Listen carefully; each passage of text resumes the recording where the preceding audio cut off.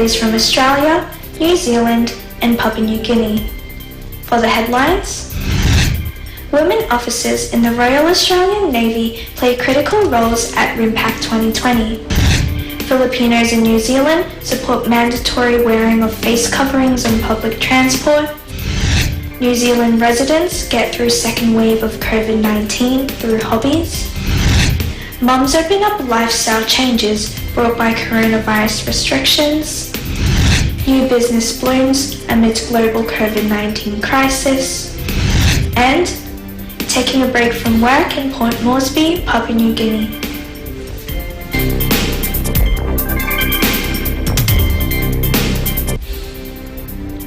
In the midst of the COVID-19 pandemic, military forces across the globe carried on with their routine activities to strengthen the defence front. Australia, Canada, France, Japan, the Philippines and the United States have joined forces to conduct the Rim of the Pacific or RIMPAC 2020, the world's largest international maritime warfare exercise, recognizing not only the men but also the women officers who played critical roles in this training. Let's hear more about this story from Eagle News correspondent Morgan Goodfellow. Morgan? A foreign military woman set to lead a maritime task force at RIMPAC makes history.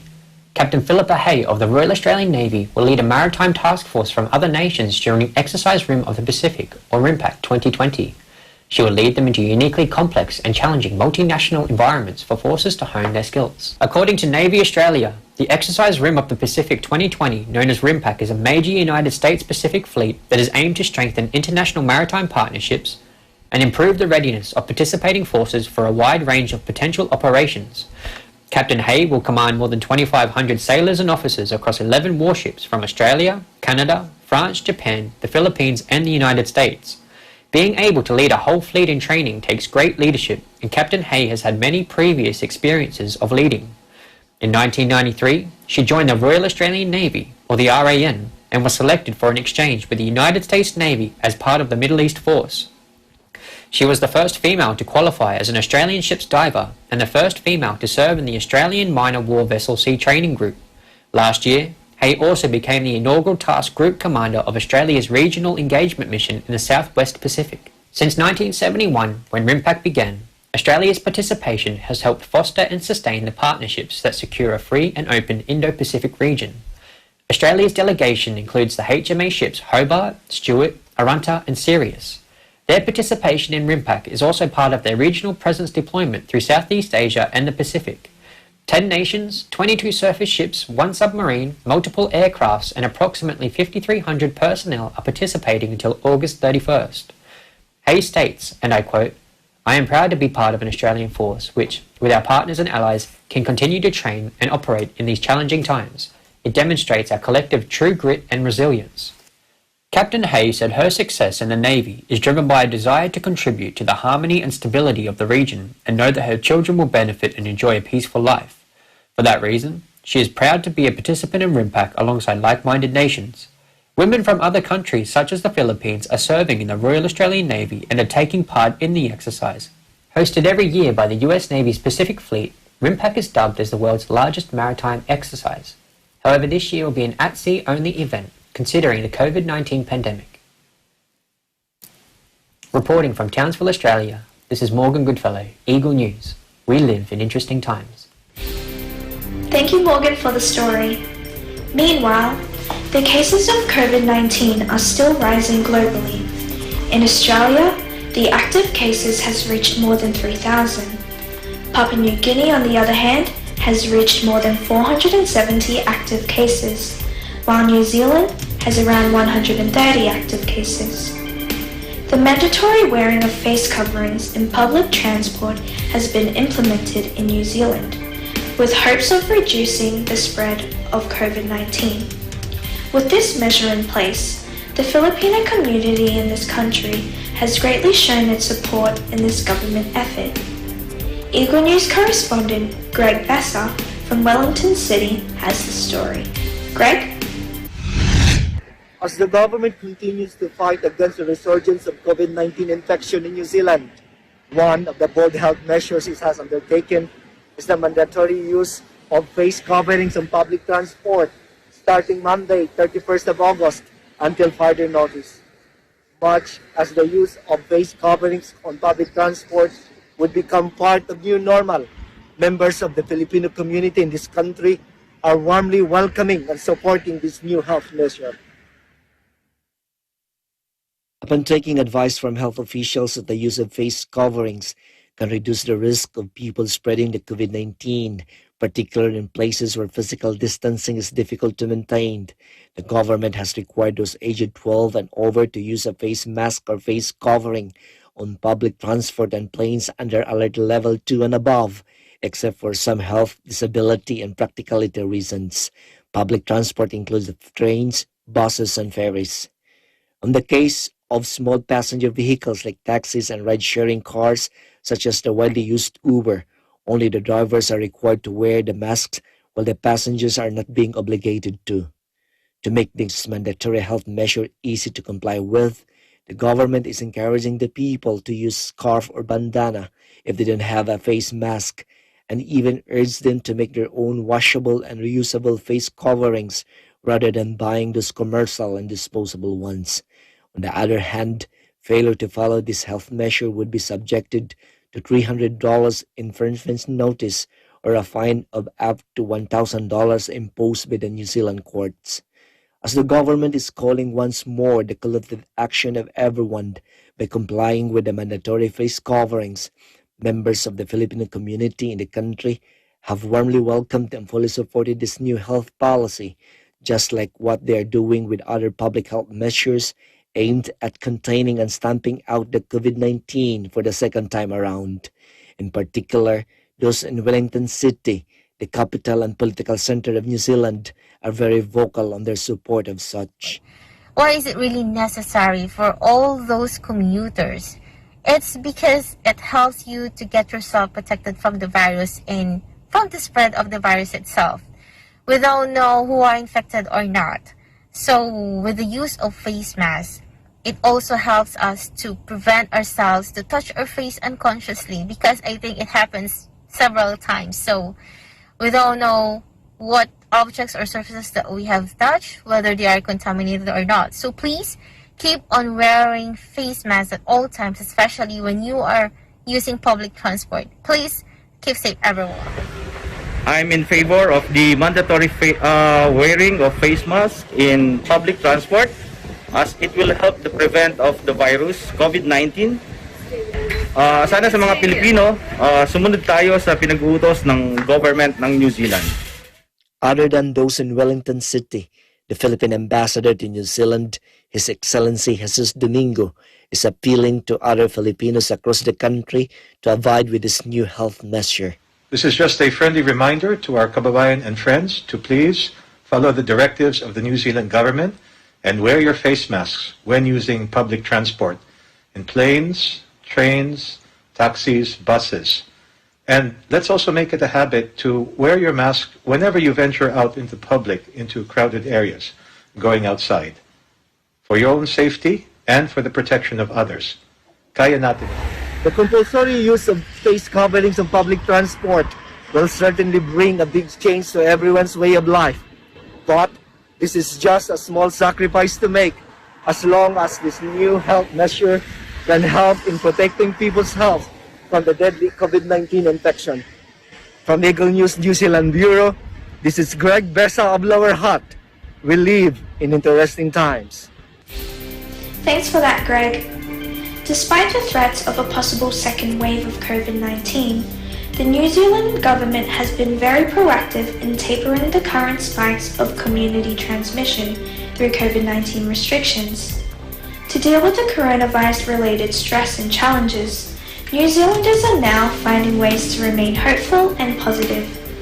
From Tauranga City, here's Francisca Espirito to share the story. Francisca? Despite the efforts of New Zealand government to refrain from another outbreak, a second wave of COVID-19 has impacted many New Zealanders. Those living in Auckland are currently on alert level 2.5, while the rest of the country are on alert level 2. Members of the Filipino community in Tauranga City are finding ways to cope with the effects of pandemic on well-being.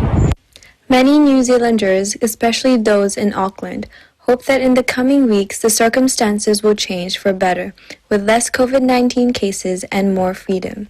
As a result of the recent events, many New Zealanders have continued to strive to find ways of coping with the new normal, such as performing their daily hobbies and interests with extra care. Crisis for this pandemic or the COVID, we must be make self or strong. We have doing well or keep our health in good and aware for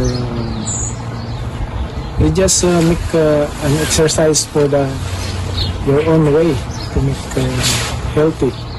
Due to COVID-19, I have learned new hobbies such as cooking and baking that I never expected to do in my life. And even though there's a second wave of this pandemic, I have used this as an outlet. During the COVID situation po, lockdown, bali po ang naging hobby ko is magtanim po ng mga gulay-gulay. Actually po, springtime na po ulit, kaya po magpo-focus na naman po ulit ako dito sa pagka-garden. Normally po, pagkatapos po ng trabaho, dito po ako madalas sa garden. Yun po kasi ang pinaka-hobby ko. At gawa po ng COVID-19, kahit po medyo masasabi natin mahirap, delikado buhay, tuloy-tuloy lang po. Dahil sa nagka-COVID at tayo'y nagkaroon nga ng lockdown, isa sa pinagkakaabalahan ko ngayon at ito nga yung nagiging hobby ko rin, yung gawin ko tong aking personal restoration project na isa na nga ritong ginawa ko piniturahan namin tong sasakyan from white to red at isa na rin yung in-upgrade ko yung engine niya from non-turbo to turbo at yung mga iba pang mga performance parts. From Eagle News New Zealand Bureau, this is Francisca Espiritu of Tauranga City. We live in interesting times. Thank you, Francisca. We all need those ideas to remain positive in these times. After the break, we will hear stories from mothers who shared how COVID-19 changed their daily routines, plus an inspiring new business that bloomed in the course of the global COVID-19 crisis. And let's learn some ideas on taking a break from work in Port Moresby, Papua New Guinea. All these when Eagle News International, Australia Oceania returns.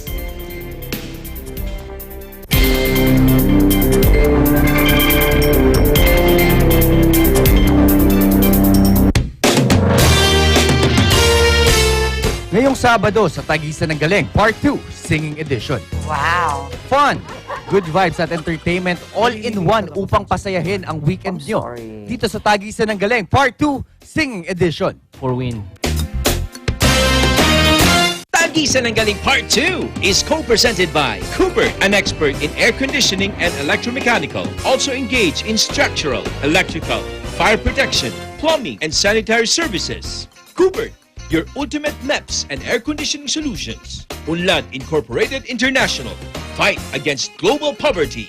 Canrib Corporation, your ventilation and air conditioning specialist. Our sponsors, BDO, we find ways.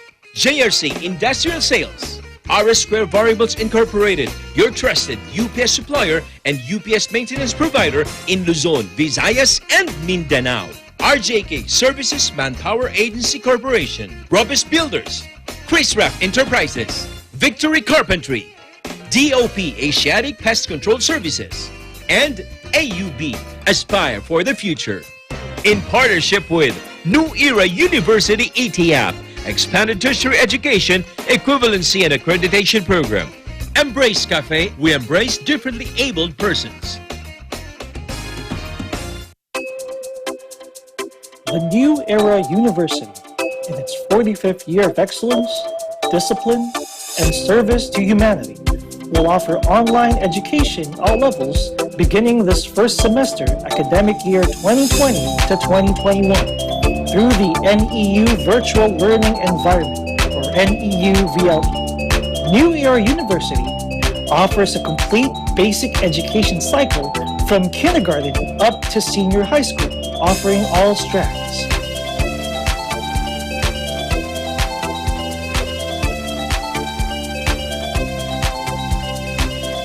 NEU has 18 colleges,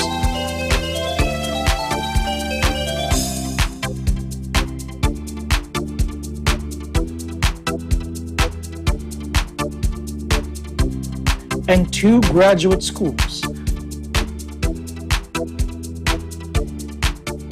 It also offers ALS and ETF.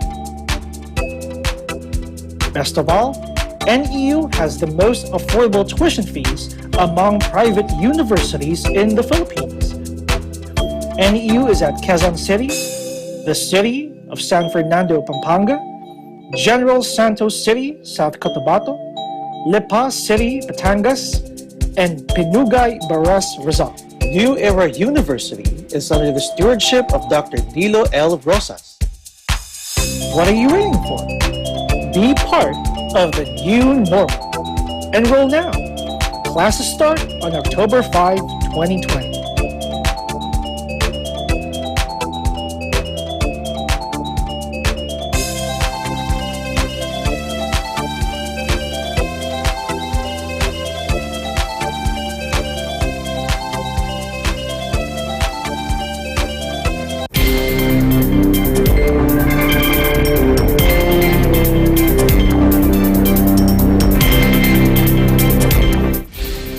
Welcome back.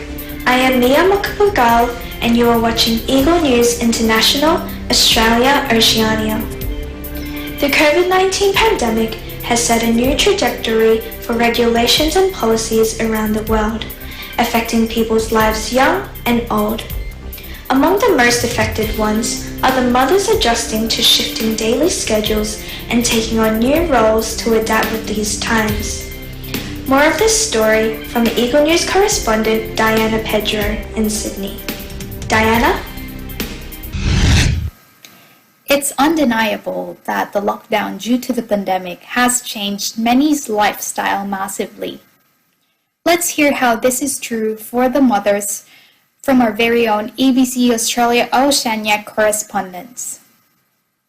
Lani, one of our Sydney correspondents, has 3 children. She shared the sudden change she experienced in her routine. I used to work every day in the restaurant, and then this pandemic came, and a big change for me because I'm stuck at home. It's lockdown. A big change in their day-to-day life is felt by Emmy, our correspondent from Queensland and a mom of a 4-year-old toddler. I wore the hat of being a teacher, at the same time being a mother, and we explored so many activities for him. I think that was the time when we had so many activities indoors, and it was an opportunity actually to teach kids more about life lessons, because I had to really force myself to manage my time. So time management, it's more of being practical and more of being mindful of really following the time. I could relate to that. Yours truly is a new mother. Because of the border restrictions, I'm not able to have the help as intended with my now 9-month-old boy. So I learned to prioritize even more, to let go of the things that I couldn't anymore do, because I'm a neat freak, starting to come to terms with it. Because, sometimes I'd rather play with my son rather than spend time cleaning, scrubbing. That's not the priority right now. So, Lorene is from our team in Papua New Guinea. Being her usual funny self, she found new ways to bond with her kids in binging over Korean drama shows and making TikTok videos. Anna from Sydney Bureau felt the change the most in her working arrangements. She shares this experience with her 20-year-old son, who is also working. When asked what lessons she'd like him to pick up while we're in lockdown, her response is related to this. And self-discipline as well. My son is already grown up. He has aspirations himself.